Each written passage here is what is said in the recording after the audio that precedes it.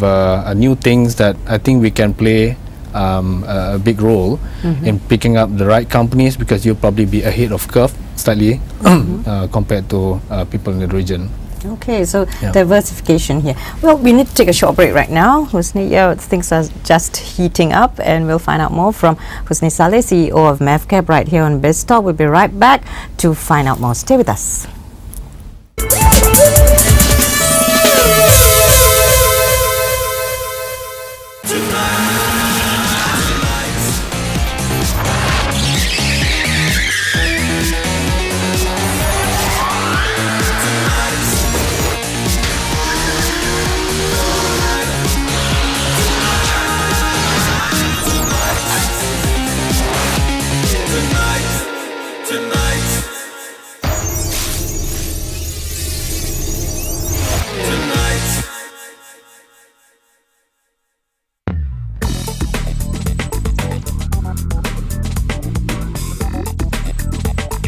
One Consumer adalah program khas yang memberi informasi kepada pengguna, melindungi hak dan isu kepenggunaan dan memaparkan realiti kesulitan pengguna masa kini.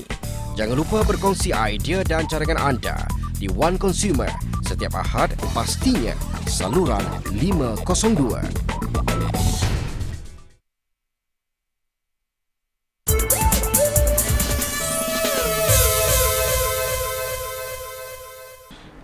MAVCAP, or Malaysian Venture Capital, is the largest venture capital firm in Malaysia, which focuses on investments in the local information, communications and technology sector (ICT).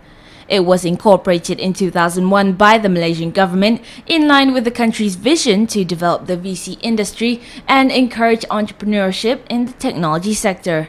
Wholly owned by the Minister of Finance Incorporated, the company was allocated 970 million ringgit under its management.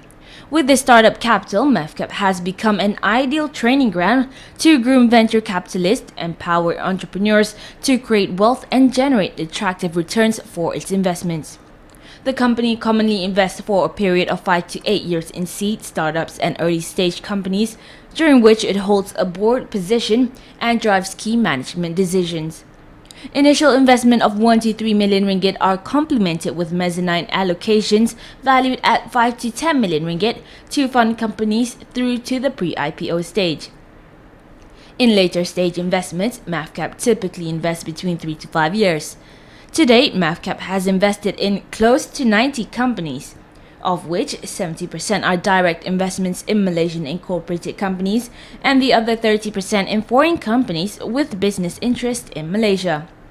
Since 2001, the company has funded more than 258 entrepreneurs and created more than 1,200 jobs in the high-tech sector in Malaysia. Through its investee companies, MAVCAP has to date produced more than 100 high-tech products and services that have penetrated markets in China, Vietnam, Philippines, Indonesia, and the United Kingdom. There's no looking back from here. MAVCAP is set to spread its wings to make Malaysia a hub for venture capital money in the ASEAN region. Yes, and thank you so much, Nabila Nisha, once again with an overview of the venture capital industry. Right here in the studio is Husni Salleh, CEO of MAVCAP. We've been talking about some of the investments that MAVCAP has been undertaking, at least over the last 8 years since its incorporation. So far, how much has the government allocated to MAVCAP for the purpose of investing in companies, Husni? The funds we have now,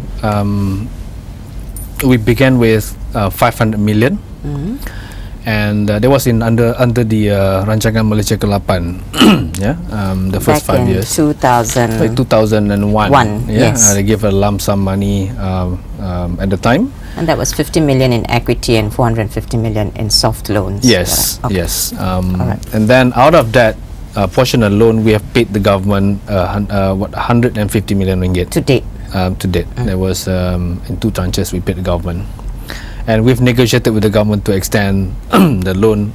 It was a scheduled payments back then, but I thought when I came over and took over as a CEO, we have to review the portfolio. We have to what they call do a bit of strategic alignment of the portfolio. And I've asked for the government to extend the repayment, and now we've been given about 3 years extension, and there's a single bullet payment coming up in the next year, in 2011. Right. That's out of that portion. And in 2006, Another in conjunction 500 million. with initially they started with 500 million, and then I think about 2 years ago they cut back for about 30 million, so we got left with 470 million. So they cut back the 500 Because I think there was a 470. whole round cutback of expenditure by the government Alright, at the time. So because of in the fact, crisis. yeah, but we are lucky not cut as much as the other agencies and all that. But it's Okay. only 30 million was cut back. But it's okay. I mean, we still have about 470 million in the second fund, and the after we've paid back 150 million, we've got about 250 million that we managed in the first fund. So altogether about 600 over million now. To date. To date, yeah, that we manage, and we have invested, I think probably about 60-70% of the funds at the moment. We still have got some more to go. So we're still looking at good companies, trying to pick new areas that we can capitalize on, we can make money on, and we're picking the right people as well. I think people have gone from the early stage of venture capital, and now we have quite a number of people have become more seasoned. They know how to pick companies now. They know how to add value to companies. They know how, what What sort of do's and don'ts. skill is implemented to choose these companies? Like, can you tell a good apple from the rest? You know, Anne, in terms of picking up companies, you know, if you say this, in order to create one successful company, it takes 100% of effort, maybe more than that, right? In the beginning, when you're picking companies, that's only 20% of the effort, you know. Right. The chances that you're going to pick the right companies, you're not going to pick the right companies at And the this time. is all based on what? Market intelligence? It or some markets on research? a lot of evaluation, due diligence, a lot of you know, we have people walk around the street and ask people and you know, trying to get a the feel of the business itself. We've engaged consultants to do some specific studies.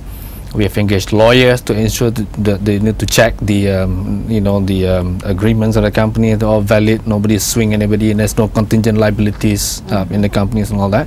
Since you're 100% owned by the government, how independent are you in choosing these companies? Or how much does the government how much say does the government have to say that, okay, you have to pick this company and so on and so forth?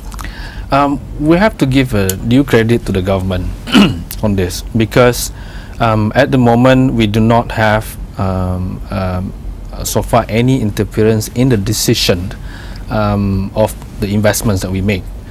Basically, we independently, we have an investment committee that is appointed by the board of directors. Okay. And our board of directors, a majority of them are people who are represented from the industry.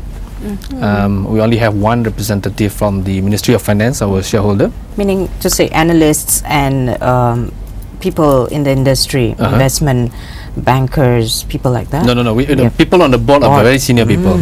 I have got two CEOs, apart from myself, CEOs of GLCs sitting on my board.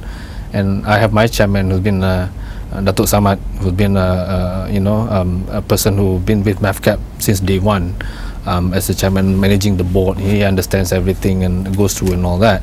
So basically we have a very experienced board, we have a very supportive board, and at the same time the board has actually given a lot of trust and the empowerment to the management.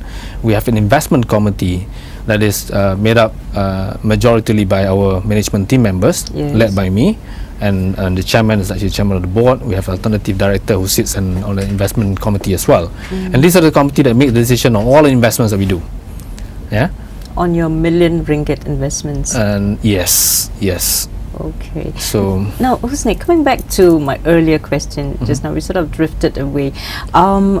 After 8 years of incorporation, you say that 13 companies have been listed, and this is after 8 years. How do you view that progress? Are you going to say that we've not been really successful, or we're quite there, but because of the downturn? What's your explanation? I wish you could do more. Yeah. Alright. I wish you could do more, honestly. But the thing is, we have to look into the stage of the companies that we invest in. You know, if you want to pick you want to have more listing, you'll probably be picking up a lot of companies from the mezzanine stage, expansion stage, right up to the pre-IPO. Then you have a lot of this IPOs. You know, probably if you pick about 50% of the portfolio, I'll probably have about 50 companies have been listed now. But as the government mandate, we have to develop the companies from the very early stage. So I cannot be picking up all the pre-IPOs companies. Then then what's the value? What's the purpose? What's the purpose of it? So we have to balance the development, but at the same time we have to manage our risk as well. You know, we have a 10-year life of fund for each of the fund. For example, like the RMK8 fund, it was started in 2001, it will mature in 2011. Yes. And the second fund that was given under the Rancangan RMK9, we started in 2006, that will finish in 2016.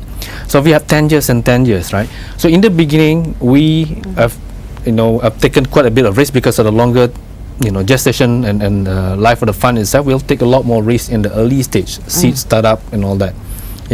But when we move towards the midlife of the fund and going towards the end of the fund, we can't be doing the same thing anymore.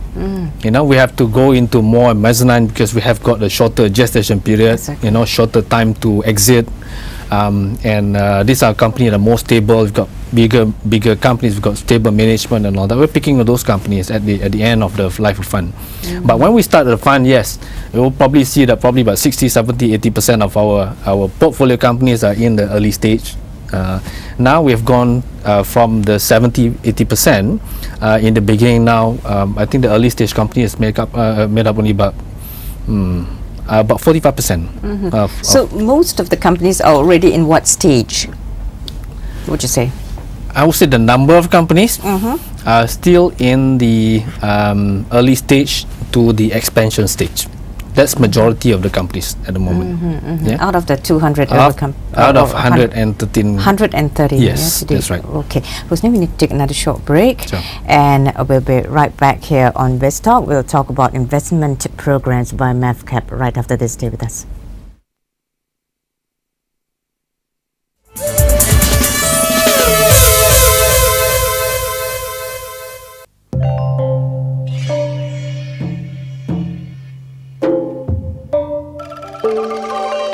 The pace may be slow on the island of Pangkor Laut, but somehow time still manages to pass too quickly.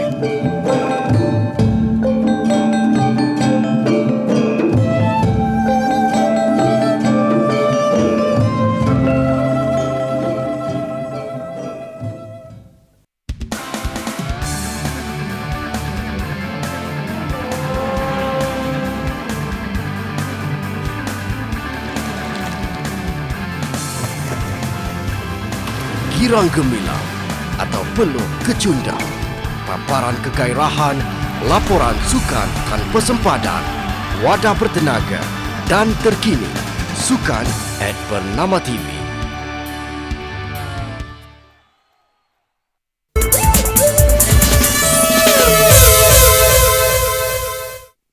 And welcome back. Thanks for staying with us. We're talking to MAVCAP CEO Husni Salleh, who's right here in the studio with us. We're talking about the venture capital industry. To explain further on that, if you don't know much about it, it funds companies, startups mostly, and these companies are mostly in technology, also in the software business, and they are venturing also into renewable energy, also medical tourism. I was told by Encik Husni right here. We'll ask him more. But first, Husni, tell me, how was the transition for you from an analyst to an investment banker to actually playing a role in the venture capital industry?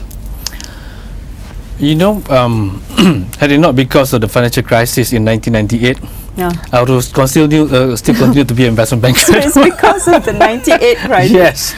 Yes. At the time I was with a number of multinational investment banking research house, stockbroking firm. I was with Nomura, I was in NatWest and all that, and it came to the financial crisis in 1998.